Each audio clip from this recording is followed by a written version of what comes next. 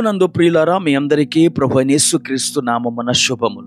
పరమగీత ప్రసంగాలకు మిమ్మల్ని అందరినీ మరోసారి ప్రేమతో ఆహ్వానించుచున్నాను. నేటి ఆలోచన, చీకటిలో ఉన్నప్పుడు మీరు ఎలా ఉంటారో అదే మీ వ్యక్తిత్వం. DL Moody. Character is what you are in the dark. నేటి ధ్యానము కొరకు పరమగీత గ్రంథము 1వ అధ్యాయం 17వ వచనాన్ని చదువుకుందాం. మన మందిర దూలములు దేవదారు మ్రానులు, మన వాసములు సరళపు మ్రానులు. నేటి ధ్యానాంశము దేవదారు సరళపు మ్రానులు. పరమగీత ప్రసంగాలలోని గత వీడియోలో షూలమ్మితి తన ప్రియునితో మన శయన స్థానము పచ్చని చోటు అని చెప్పుటను మనం ధ్యానం చేశాం. ఆ వీడియో ఒకవేళ మీరు చూడకపోతే డిస్క్రిప్షన్లో దాని లింక్ ఇచ్చాను, దయచేసి చూడండి. నేటి వీడియోలో షూలమ్మితి ఇంటి దూలములు మరియు వాసములను గురించి ధ్యానం చేద్దాం. మన మందిర దూలములు దేవదారు మ్రానులు, మన వాసములు సరళపు మ్రానులు. తెలుగులో మన మందిర దూలములు అని ఉంది, ఇంగ్లీషులో అయితే the beams of our house అని ఉంటది.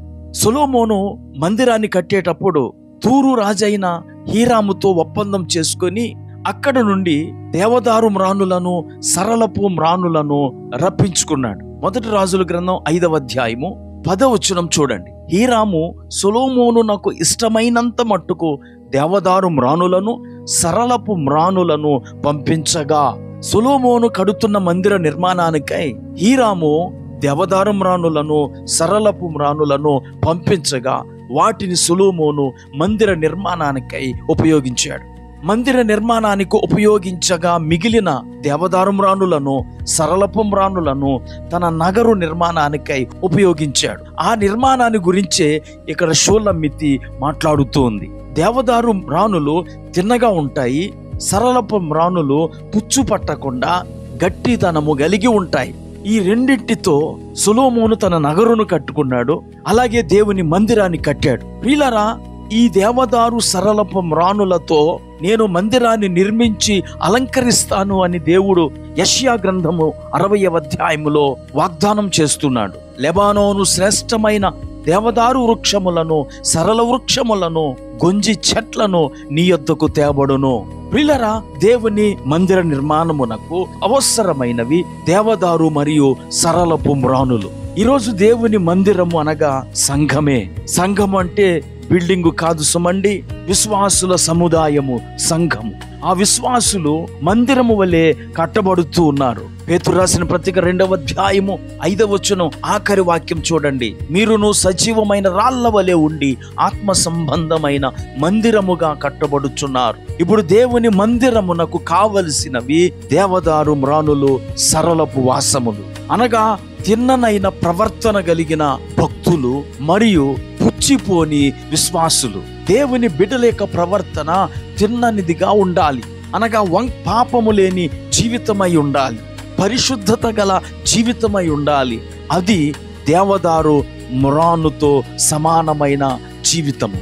ప్రియులారా, ఈ దేవదారు మరియు సరళపు మ్రానుల యొక్క మరొక లక్షణము పుచ్చిపోని గుణము మరియు గట్టిదైన గుణం. కొన్ని చెక్కలు కొంతకాలం తర్వాత పుచ్చిపోతాయి, కానీ ఈ సరళపు మ్రానులు పుచ్చిపోకుండా పురుగును దరిచేరకుండా ఉంటాయి. అంతేకాకుండా సువాసనను వెదజల్లుతాయి. దేవుని మందిరముగా కట్టబడుచున్న విశ్వాసులు సేవకులు దేవదారు మ్రానుల వలె తిన్నగా ఉండాలి, పుచ్చిపోకుండా సువాసనను వెదజల్లే వారిగా ఉండాలి. పుచ్చిపోవుట అంటే ఏమిటి?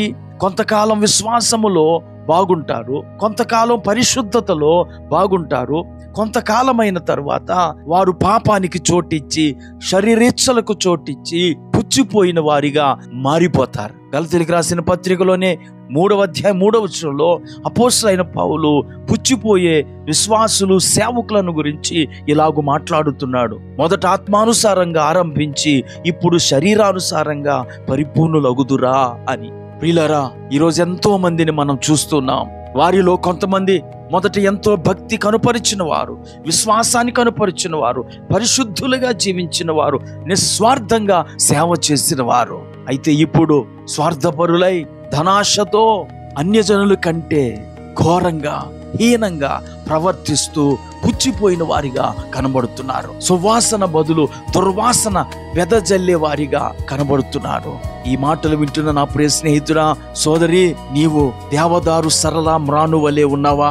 తిన్నదైన జీవితాన్ని కలిగి సంఘములో స్తంభముగా ఉంటూ సంవత్సరాలు గతించిన నీ విశ్వాస పవిత్ర జీవితాన్ని వదిలిపెట్టకుండా, పాపానికి చోటియకుండా, పుచ్చిపోకుండా దేవుని కొరకు గట్టిగా నిలబడ్డారా?